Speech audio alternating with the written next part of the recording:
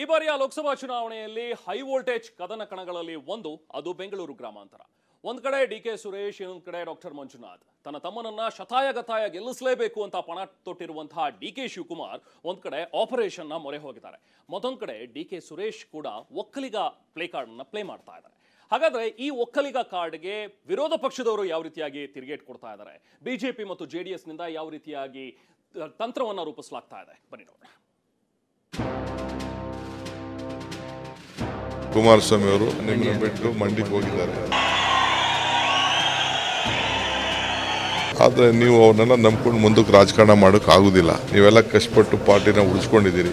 ಈಗ ನೀವು ಅಲ್ಲಿದ್ದು ವೇಸ್ಟ್ ಮಾಡ್ಕೊಳ್ಕೋಬೇಡಿ. ನಾನಿದ್ದೀನಿ, ದಯವಿಟ್ಟು ಬನ್ನಿ, ಎಲ್ಲ ಜೊತೆಗೆ ಸೇರಿ ನಮ್ಮ ಬೆಂಗಳೂರು ಗ್ರಾಮಾಂತರ ಜಿಲ್ಲೆ ಒಂದು ಮಾದರಿ ಜಿಲ್ಲೆಯಾಗಿ ಮಾಡೋಣ.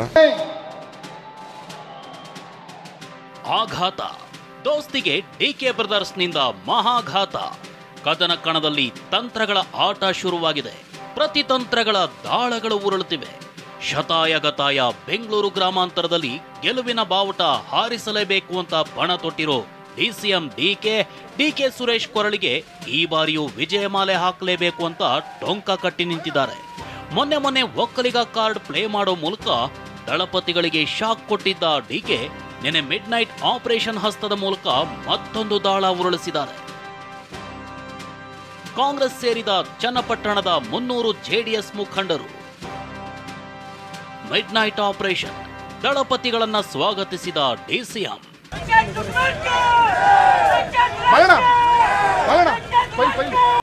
ಸಂಸದ ಡಿಕೆ ಸುರೇಶ್ ಗೆಲುವಿಗೆ ಶತಾಯಗತಾಯ ಪ್ರಯತ್ನದಲ್ಲಿರೋ ಡಿಕೆ ಚನ್ನಪಟ್ಟಣದಲ್ಲೇ ಎಚ್ಡಿಕೆಗೆ ಶಾಕ್ ಕೊಟ್ಟಿದ್ದಾರೆ. ಅಕ್ಕೂರು ದೊಡ್ಡಿ ಶಿವಣ್ಣ ಸೇರಿ 300ಕ್ಕೂ ಹೆಚ್ಚು ಚನ್ನಪಟ್ಟಣದ ಜೆಡಿಎಸ್ ಮುಖಂಡರಿಗೆ ಗಾಳ ಹಾಕಿದ್ದಾರೆ. ಮಧ್ಯರಾತ್ರಿ 12 ಗಂಟೆಗೆ ಕೆಪಿಸಿಸಿ ಕಚೇರಿಯಲ್ಲಿ ಪಕ್ಷಕ್ಕೆ ಬರಮಾಡಿಕೊಂಡಿದ್ದಾರೆ. ಖುದ್ದು ಡಿಕೆ ಕಾಂಗ್ರೆಸ್ ಧ್ವಜ ನೀಡಿ ಜೆಡಿಎಸ್ ಮುಖಂಡರನ್ನ ಸ್ವಾಗತಿಸಿದ್ರು. ನಂತರ ಇದು ತಗೊಳ್ಳೋಣ. ಇದು ಇನ್ವರ್ಟರ್ ಎಸಿ. ನೀವು ಗ್ಯಾಮ್ಲರ್ ಅಲ್ವಾ? ಗ್ಯಾಮ್ಲರ್ ಜೂಜಾಡ್ತಿರಲ್ವಾ? ನೀವು ಜೂಜಾಡ್ತೀರಾ? ಇಲ್ಲ, ಯಾರು ಏನು ಹೇಳಿದ್ರು ಅಂತ ನೀನು ಎಷ್ಟು ಕಾಸ್ಟ್ಲಿ ಹಾಗೂ ಡೆಲಿಕೇಟ್ ಎಸಿ ತಗೊಂಡು ಸ್ಟೆಬಿಲೈಸರ್ ತಗೊಳ್ಳಿಲ್ಲ ಅಂದ್ರೆ ಇದು ಜೂಜಾಟ ತಾನೇ. ಒಂದೇ ಫ್ಲಕ್ಚುಯೇಷನ್ ಗೆ ನಿಮ್ಮ ಇನ್ವರ್ಟರ್ ಎಸಿಯ ಪಾರ್ಟ್ಸ್ ಡ್ಯಾಮೇಜ್ ಆಗಬಹುದು. ಅದನ್ನು ವಿ-ಗಾರ್ಡ್ ಉಪಯೋಗಿಸಿ ಸುರಕ್ಷಿತವಾಗಿರಿಸಿ. V-Guard, India's number 1 stabiliser. ಮಾತನಾಡಿದ ಡಿಸಿಎಂ ಡಿಕೆ ಇವರೆಲ್ಲರೂ ಪಕ್ಕಾ ಕುಮಾರಸ್ವಾಮಿ ಬೆಂಬಲಿಗರು. ಪ್ರತಿದಿನ ಸಾವಿರಾರು ಜನ ಕಾಂಗ್ರೆಸ್ ಸೇರ್ತಿದ್ದಾರೆ. ನಿಮಗೆ ಕುಮಾರಸ್ವಾಮಿ ನಂಬಿಕೊಂಡು ರಾಜಕೀಯ ಮಾಡೋದು ಕಷ್ಟ, ಕಾಂಗ್ರೆಸ್ಗೆ ಬನ್ನಿ ಅಂತ ಮತ್ತೆ ಆಹ್ವಾನ ಕೊಟ್ಟಿದ್ದಾರೆ. ಪ್ರತಿದಿನನೂ ಸಾವಿರಾರು ಜನ ಸೇರಿದ್ದಾರೆ. ಒಂದು 4-5 ಸಾವಿರ ಜನ ಈಗಾಗಲೇ ಚನ್ನಪಟ್ಟಣ 1ರಲ್ಲೇ ನಮ್ಮ ಪಕ್ಷಕ್ಕೆ ಸೇರ್ಪಡೆ ಆಗಿದ್ದಾರೆ.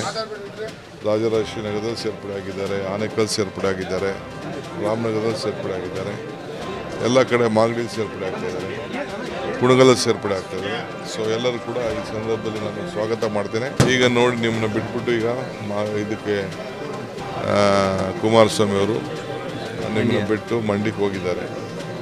ಮಂಡ್ಯದಲ್ಲೂ ಗೆಲ್ಲೋದಿಲ್ಲ, ಅದು ಬೇರೆ ವಿಚಾರ. ಆದರೆ ನೀವು ಅವನ್ನೆಲ್ಲ ನಂಬ್ಕೊಂಡು ಮುಂದಕ್ಕೆ ರಾಜಕಾರಣ ಮಾಡೋಕೆ ಆಗೋದಿಲ್ಲ. ನೀವೆಲ್ಲ ಕಷ್ಟಪಟ್ಟು ಪಾರ್ಟಿನ ಉಳಿಸ್ಕೊಂಡಿದ್ದೀರಿ. ಈಗ ನೀವು ಅಲ್ಲಿದ್ದು ವೇಸ್ಟ್ ಮಾಡ್ಕೊಳ್ಕೋಬೇಡಿ. ನಾನಿದ್ದೀನಿ, ದಯವಿಟ್ಟು ಬನ್ನಿ, ಎಲ್ಲ ಜೊತೆಗೆ ಸೇರಿ ನಮ್ಮ ಬೆಂಗಳೂರು ಗ್ರಾಮಾಂತರ ಜಿಲ್ಲೆ ಒಂದು ಮಾದರಿ ಜಿಲ್ಲೆಯಾಗಿ ಮಾಡೋಣ. ಡಿಕೆ ಮಿಡ್ ನೈಟ್ ಆಪರೇಷನ್ಗೆ JDS counter attack. DK midnight ಆಪರೇಷನ್ಗೆ ಜೆಡಿಎಸ್ ಕೆಂಡಾಮಂಡಲವಾಗಿದೆ. ಇದೆಲ್ಲ ಗಿಮಿಕ್ ಅಂತ ಟ್ವೀಟ್ ಮಾಡಿದೆ.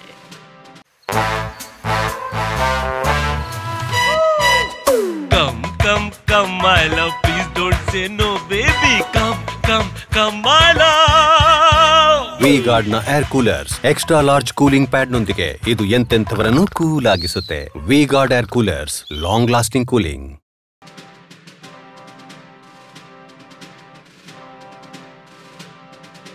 ಡಿಕೆ ಬೆನ್ನಲ್ಲೇ ಒಕ್ಕಲಿಗ ಕಾರ್ಡ್ ಪ್ಲೇ ಮಾಡಿದ ಡಿಕೆ ಸುರೇಶ್.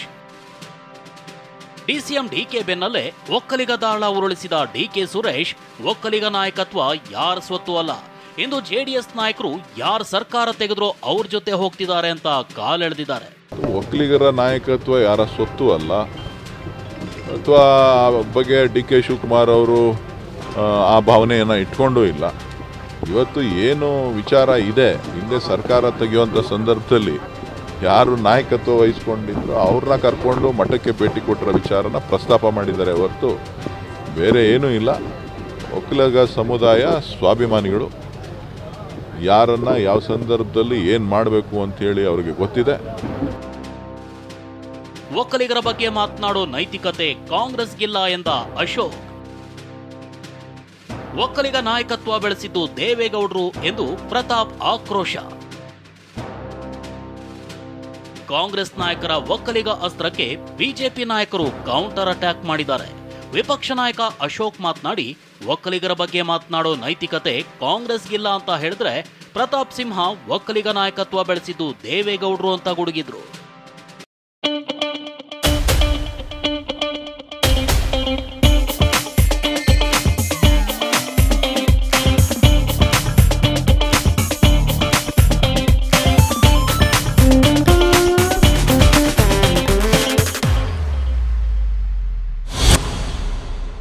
ಸಮಾಜದ ಬಗ್ಗೆ ಮಾತಾಡುವಂಥ ನೈತಿಕತೆ ಈ ಕಾಂಗ್ರೆಸ್ ಅವರಿಗೆ ಇಲ್ಲ.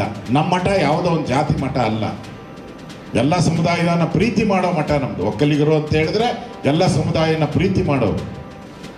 ಆ ಸಮುದಾಯನೇ ನೀವು ಇಲ್ಲಿಗೆ ತಂದುಬಿಟ್ಟಿದ್ದೀರಲ್ಲ, ಯಾವ ಮುಖ ಇಟ್ಕೊಂಡು ನಮ್ಮನ್ನು ಓಟ್ ಕೇಳ್ತಾರೆ ನೀವು? ಆದರೆ ಎಚ್ ಡಿ ದೇವೇಗೌಡರು ಜಾತ್ಯತೀತ ಜನತಾದಳ ಅನ್ನೋ ಒಂದು ಪ್ರಾದೇಶಿಕ ಪಕ್ಷವನ್ನು ಕಟ್ಟಿ ಇಡೀ ಭಾಗದಲ್ಲಿ ಸಂಘಟನೆಯನ್ನು ಮಾಡಿ ಇವತ್ತು ಪಕ್ಷವನ್ನು ಒಂದು ಸದೃಢ ಸ್ಥಿತಿಯಲ್ಲಿ ಇಟ್ಕೊಂಡು ಒಕ್ಕಲಿಗರ ಇಂಟ್ರೆಸ್ಟನ್ನು ಕಾಪಾಡ್ತಾ ಇರುವಂಥವ್ರು ಎಚ್ ಡಿ ದೇವೇಗೌಡರು. ಇವೆಲ್ಲ ರಾಜಕಾರಣಕ್ಕೋಸ್ಕರ ಸುಮ್ಮನೆ ಒಕ್ಕಲಿಗರನ್ನ ಬೇರೆ ಕಡೆಗೆ ಡೈವರ್ಟ್ ಮಾಡೋದಕ್ಕೋಸ್ಕರವಾಗಿ, ಒಕ್ಕಲಿಗರ ಮತವನ್ನು ಸೆಳೆಯೋದಕ್ಕೋಸ್ಕರವಾಗಿ, ಸಿದ್ದರಾಮಯ್ಯನವ್ರನ್ನ ಚೇರಲ್ಲಿ ಮುಂದುವರಿಸೋದಕ್ಕೋಸ್ಕರ ಇವೆಲ್ಲ ಆಡ್ತಾ ಇರುವಂಥ ನಾಟಕಗಳು. ಲೋಕ ಸಮರಕ್ಕೆ ದಿನಗಣನೆ ಶುರುವಾಗ್ತಿರೋ ಹೊತ್ತಲ್ಲಿ ರಾಜ್ಯದಲ್ಲಿ ಆಪರೇಷನ್ ಆಟ ಜೋರಾಗೇ ಇದೆ. ಈ ನಡುವೆ ಜಾತಿ ರಾಜಕಾರಣದ ಜ್ವಾಲೆ ಧಗಧಗ ಅಂತ ಉರಿತಿದ್ದು ಆರುವ ಲಕ್ಷಣಗಳೇ ಕಾಣ್ತಿಲ್ಲ. ಇದು ಮುಂದೆ ಯಾವ ಸ್ವರೂಪಕ್ಕೆ ತಿರುಗುತ್ತೋ ಕಾದು ನೋಡಬೇಕಿದೆ. Bureau report, TV9.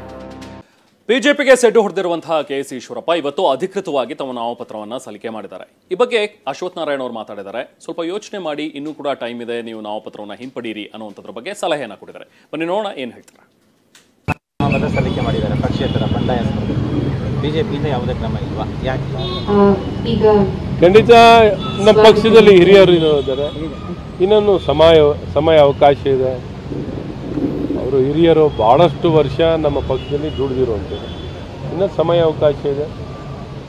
ಈಶ್ವರಪ್ಪನವ್ರು ಮನಸ್ಸು ಮಾಡಬೇಕು, ಏನೇ ನೋವಿದ್ರು ಮರೆತು ಅವ್ರ ಮಗವ್ರಿಗೆ ಅಥವಾ ಅವ್ರ ಮಗನಿಗೆ ಸೀಟ್ ಕೊಟ್ಟಿಲ್ಲ ಅನ್ನೋಂಥ ನೋವು ಇರ್ಬೋದು. ಆದರೆ ಪಕ್ಷ ದೊಡ್ಡದು, ಪಕ್ಷಕ್ಕಿಂತ ದೊಡ್ಡದು ಇನ್ನೊಂದಿಲ್ಲ.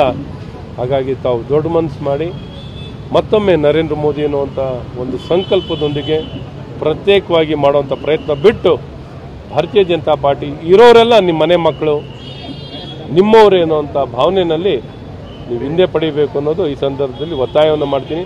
ಹಾಗಾಗಿ ಕ್ರಮ ತಗೊಳ್ಳೋದು, ಇನ್ನೊಂದಾಗೋದು ಅವೆಲ್ಲ ಕ್ಷಣದ ಕೆಲಸ, ಅದು ಜೋಡಿಸ್ಕೊಳ್ಳೋ ಕೆಲಸ ನಮ್ಮ ಮುಖ್ಯ ಉದ್ದೇಶವಾಗಿದೆ. ಯಾವುದೇ ಕಾರಣದಲ್ಲೂ ಈಶ್ವರಪ್ಪನವರಿಗೆ ಅಗೌರವ ಆಗಬಾರ್ದು. ನಮ್ಮೆಲ್ಲರ ಪ್ರೀತಿ ಇದೆ, ಅವ್ರ ಮೇಲೆ ಗೌರವ ಇದೆ. ಇನ್ನೂ ಕಾಲ ಮಿಂಚಿಲ್ಲ, ತಾವು ಹಿಂದೆ ಪಡಿಬೇಕು ಅನ್ನೋಂಥದ್ದು ನಮ್ಮೆಲ್ಲರ ಒತ್ತಾಯ. The Rameshwaram cafe bomb blast ಪ್ರಕರಣಕ್ಕೆ ಸಂಬಂಧಪಟ್ಟಂತೆ ಈಗಾಗಲೇ ಇಬ್ಬರನ್ನ ಅರೆಸ್ಟ್ ಮಾಡಿರುವಂತಹ ಎನ್ಐಎ ಅಧಿಕಾರಿಗಳು ಕೋಲ್ಕತ್ತಾದ ವಿಶೇಷ ನ್ಯಾಯಾಲಯಕ್ಕೆ ಅವರನ್ನ ಹಾಜರುಪಡಿಸಿದ್ರು. ಸೊ ಹಾಗೆ 3 ದಿನಗಳ ಟ್ರಾನ್ಸಿಟ್ ಕಸ್ಟಡಿಗೆ ನೀಡಬೇಕು ಅಂತ ಹೇಳಿ ಎನ್ಐಎ ಅಧಿಕಾರಿಗಳು ಕೂಡ ಕೇಳ್ಕೊಂಡಿದ್ರು. ಅದರಂತೆ ಈಗ 3 ದಿನ ಟ್ರಾನ್ಸಿಟ್ ಕಸ್ಟಡಿಗೆ ಕೋಲ್ಕತ್ತಾ ಎನ್ಐಎ ಕೋರ್ಟ್ ನೀಡಿದೆ. ಕಸ್ಟಡಿಗೆ ನೀಡಿ ಕೋಲ್ಕತ್ತಾ ಎನ್ಐಎ ಕೋರ್ಟ್ ಆದೇಶವನ್ನ ಹೊರಡಿಸಿದೆ. ಅದರಂತೆ ಈಗ ಬೆಂಗಳೂರಿನ ಕೋರ್ಟ್ಗೆ ಹಾಜರುಪಡಿಸೋದಕ್ಕೆ ಕಾಲಾವಕಾಶ ಇದೆ. ಯಾಕಂದರೆ ರೂಲ್ಸ್ ಪ್ರಕಾರ ಬಂಧನ ಆದ ನಂತರ 24 ಗಂಟೆಗಳಲ್ಲಿ ಮ್ಯಾಜಿಸ್ಟ್ರೇಟ್ ಮುಂದೆ ಹಾಜರುಪಡಿಸಬೇಕಾಗುತ್ತೆ. ಸೊ ಹಾಗಾಗಿ ಜೊತೆಗೆ ಅಲ್ಲಿ ಲೋಕಲಲ್ಲಿ ಅರೆಸ್ಟ್ ಆಗಿರೋದ್ರಿಂದಾಗಿ ಅಲ್ಲಿನ ಕೋಲ್ಕತ್ತಾದ ಎನ್ಐಎ ವಿಶೇಷ ನ್ಯಾಯಾಲಯಕ್ಕೆ ಹಾಜರುಪಡಿಸಲಾಯಿತು. ಹಾಗೆ ಇಲ್ಲಿ ಪ್ರಕರಣ ಆಗಿರೋದ್ರಿಂದ ಬೆಂಗಳೂರಿನಲ್ಲಿ ಇಲ್ಲಿನ ಕೋರ್ಟ್ಗೆ ಹಾಜರುಪಡಿಸಬೇಕು. ಹಾಗಾಗಿ ಅಲ್ಲಿಂದ ಇಲ್ಲಿಗೆ ಕರ್ಕೊಂಡು ಬರೋದಕ್ಕೆ ಅಂತ ಹೇಳಿ 3 ದಿನಗಳ ಟ್ರಾನ್ಸಿಟ್ ಕಸ್ಟಡಿಗೆ ನೀಡಿ ಅಂತ ಹೇಳಿ ಎನ್ಐಎ ಅಧಿಕಾರಿಗಳು ಕೇಳ್ಕೊಂಡಿದ್ರು. ಅದರಂತೆ ಈಗ ಕೋಲ್ಕತ್ತಾ ಕೋರ್ಟ್ ಟ್ರಾನ್ಸಿಟ್ ಕಸ್ಟಡಿಗೆ ಕೊಟ್ಟಿದೆ. ಇನ್ನು ಯಾವುದೇ ಕ್ಷಣದಲ್ಲಿ ಬೇಕಾದರೂ ಬೆಂಗಳೂರಿಗೆ ಶಂಕಿತ ಉಗ್ರರನ್ನ ಕರ್ಕೊಂಡು ಬರುವ ಸಾಧ್ಯತೆಗಳಿವೆ. ಸೊ ಬೆಂಗಳೂರಿನ ದಿ ರಾಮೇಶ್ವರಂ ಕೆಫೆಯಲ್ಲಿ ಬಾಂಬ್ ಬ್ಲಾಸ್ಟ್ ಪ್ರಕರಣಕ್ಕೆ ಸಂಬಂಧಪಟ್ಟಂತೆ 42 ದಿನಗಳ ಬಳಿಕ ಈಗ ಇಬ್ಬರು ಶಂಕಿತ ಉಗ್ರರನ್ನ ಎನ್ಐಎ ಅಧಿಕಾರಿಗಳು ಅರೆಸ್ಟ್ ಮಾಡಿದ್ದಾರೆ. ಕೋಲ್ಕತ್ತಾದ ಲೋಕಲ್ ಪೊಲೀಸ್ ನೆರವಿನೊಂದಿಗೆ ದಾಳಿ ಮಾಡಿದಂತಹ ಎನ್ಐಎ ಅಧಿಕಾರಿಗಳು ಲಾಡ್ಜ್ ಒಂದರಲ್ಲಿ ಅಡಗಿ ಕುಳಿತಿದ್ದಂತಹ ಇಬ್ಬರು ಶಂಕಿತ ಉಗ್ರರನ್ನ ಈಗ ಅರೆಸ್ಟ್ ಮಾಡಿದ್ದಾರೆ. ಟ್ರಾನ್ಸಿಟ್ ಕಸ್ಟಡಿಗೂ ಕೂಡ ಈಗ ಪಡ್ಕೊಂಡು ಬೆಂಗಳೂರಿಗೆ ಕರೆತರುವ ಒಂದು ಸಿದ್ಧತೆಯನ್ನು ಮಾಡಿಕೊಳ್ತಾ ಇದ್ದಾರೆ.